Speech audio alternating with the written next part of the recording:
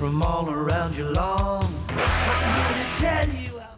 And welcome back, and yes, of course, we go to the junior segment now, and he's back. He is the junior superstar of morning football, Alex Tajani. G'day, mate. Tajani, we're Tajani. 3 weeks into it, Dick. I'll get it right eventually. Fingers crossed by the end of the season, but look. Tajani. Very, very true.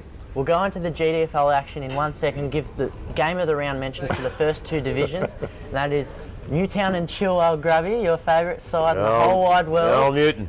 Going to Leopold for the Colts in the morning, then travelling to Colac for seniors. So quite the hike, I reckon, geographically. And then Division 2, top of the table clash, Battle of the Bridge, Ocean Grove versus Barwon Head. So two great games in the top divisions. But GDFL-wise, Grubby, you weren't with me last week. Last week, you were up at Werribee versus Bellpost Hill, am I correct? Yeah, I was, mate. I was setting up the past players up there, but I did see the game. It was a fantastic game.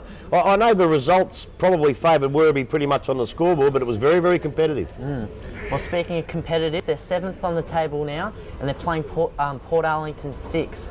Do you see them prevailing? Well, who knows? I haven't seen Port Arlington. As a matter of fact, I don't go that far for my holidays, but I don't know. I think they're in the forward just outside. It'll be a good game because they're getting better each week, so it'll be a good game. Well, I can tell you they did suffer a massive defeat to Inverleigh, 140 to 57. However, Inverleigh, top of the table clash against Queenscliff, first versus second. Boys, how important do you think it is to have a GDFL side to finish on top of the table for Division 3? Cogsy doesn't reckon we can do it, but you reckon it's possible for the Inverleigh? Don't know if it's possible, but you'd really want it because I think their finals are played before the GDFL finals. Is that right, Dick? Oh, yeah, exactly. So I just think that they would like a GDFL side in that grand final at least, but I don't know whether it be Werribee. Are you involved with the Colts at all? The draw, I can't believe this. The next 6 games, Werribee Centrals have got 1 at home and 5 away. Next week, Port Arlington, the week after is Ocean Mottawarri. That's ridiculous. Andrew Downey's an idiot. Fair dinkum. Now, the boys are probably going to audition for postcards. Quick, what about Division 4? Quick. Division 4 game of the round. Leopold seconds, 5th, taking on Anarchy 4th. And Anarchy enjoyed a 2-point loss to South Barwon, but Aaron's They're winding you up, mate. So, yeah, that's it for Colts this round. Best of luck to all the teams competing this morning. Good on you, Alex. Thanks very much, mate. Well done, mate. Good Alex stuff. Tajani will be back again next week. Good on you, buddy. Thanks very much. Got a very special guest on the show this morning, and he is the coach of the Anarchy Roos and Footrot Flats, going very, very nicely at the moment, sitting 4th on the ladder. Phil Gavin, good morning.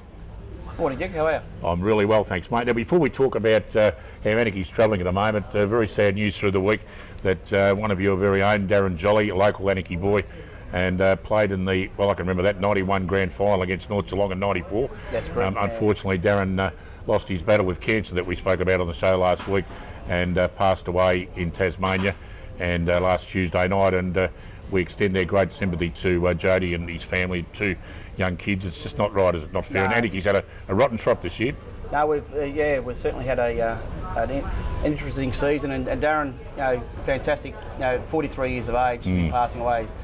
Just far too young. We were lucky enough that I played in a premiership with him in 94, as you mentioned, and he played in 91. Yep. And certainly a quality player and a great loss to the community, being an Anarchy boy, born and bred, and coming up to play, as you said, in a couple of premierships, far too young to die. Absolutely, and we extend our sympathy to the Jolly family. Such a sad occasion. We're getting too used to it this year, so very sorry to hear about that. Now, everything's going all right at Anarchy. You started the year off fairly slowly, but you're sitting on 4th at the moment.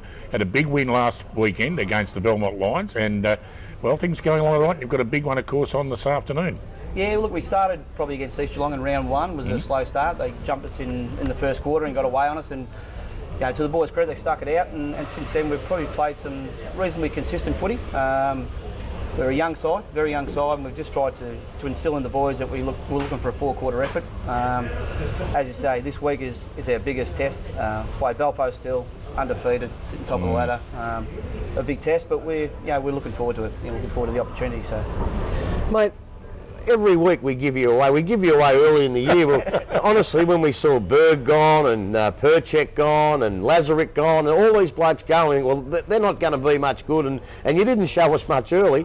Then all of a sudden, you've beaten Werribee, you've got to 4th on the ladder, you've run North Geelong very, very close. We know the Pittmans and the Corey Collins and that. Who else have you got there that's come through that have really lifted the side? We've brought some younger fellas in. You may not be aware, we've got 4 18-year-old kids running around that have played every game in the forward line for us. We've brought in guys like Simon Gatt, Jamie Phillips from North Shore, Matty McCauley from Lara.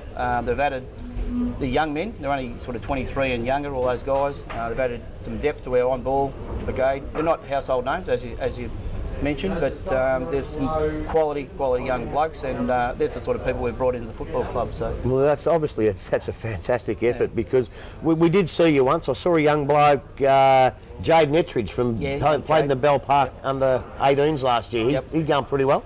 Yeah, young Jaden's had a good consistent start to the year. He's, as I said, he's one of those 18-year-old kids that we've been playing. We've got young Dale Peters, my young bloke Mitch. Who else is there? There's another young Wazza Cato from up country, who's 18, come down to Deakin. So they're 4 kids that have really sort of stepped up and put their hand up to play senior footy, which has been fantastic for us. So. The big fella was absolutely magnificent last year. Started the season, wasn't going to play from what I was led to believe, did play, struggled a bit against West. I think Jervy's running pretty close that day, and all of a sudden he's been getting in the best players. He must have come good, Big Wilson. Yeah, look, he was sort of heading off to Canberra at one stage, was looking to maybe further his football up there, but he's decided to come back, and he'd been away to America, which a lot of people probably didn't realise, and missed the first couple of games, but he's really hit some good form over the last 3 or 4 weeks. Once his match fitness has got up, and we played him a little bit more over the last sort of 3 or 4 weeks in the ruck. He's got a massive task, obviously, against Symes this week, so yeah, it should be a good battle. Yeah, well, pretty different too. One big bloke who wins the tap-outs and one bloke who'll run around the ground. But look, I don't know what your aim was at the start of the year. Your goal, you obviously set a goal, and it probably would have been finals. But now you're sitting in 4th position. You've beaten Werribee, as I said before, who were 3rd. Obviously, your goal now would be make top 3, if you could. Oh, look, to be honest, Grubby, we haven't really even talked about playing finals. It's just a matter of week to week. And I know it's an old cliche in footy, but we're so young, and we haven't been to finals football for a long time. It's one of those things where we just said, look, let's just go week at a time. If the performances warrant that we get there in the end, fantastic. If they don't, the end will be what it'll be, and that's what it ends up being. So it's only what you put out there each week will give you a result at the end of the season. So that's fair enough. Phil, thanks very much for coming in. Hang on, we've got to wind up. He just said a minute. Righto, sorry. How long have we got? What I was going to ask him, I know Gurge doesn't watch the show, so what secrets you got planned for Anarchy this week? For Bell Post this week?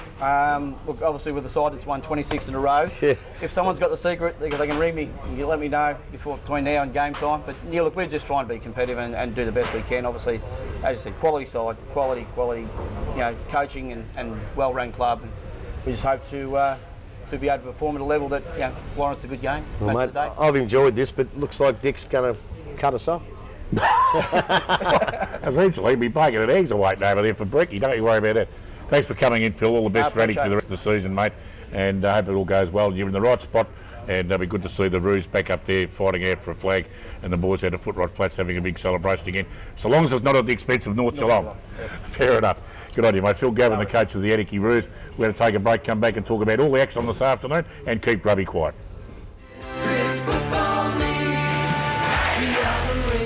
From all around Geelong, I'm here to tell you how